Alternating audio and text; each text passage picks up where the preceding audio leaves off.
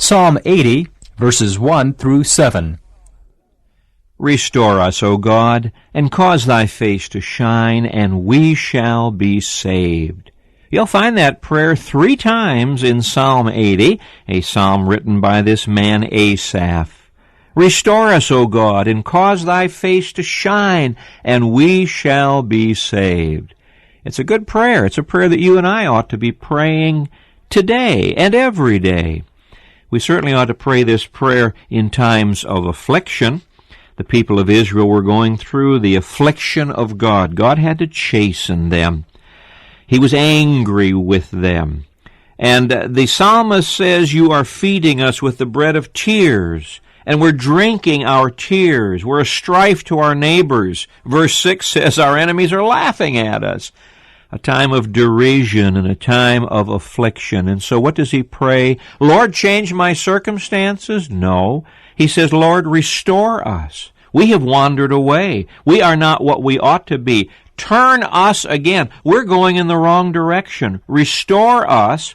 Shine your face upon us, and then we shall be saved. We certainly ought to pray this prayer in times of rebellion. God's people were rebelling against him, and that's why he was chastening them.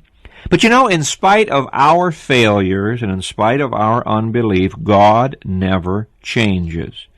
The psalmist prays in verse 4, O Lord God of hosts, how long wilt thou be angry against the prayer of thy people? Can you imagine God angry at his people praying to him? What was wrong with their prayers?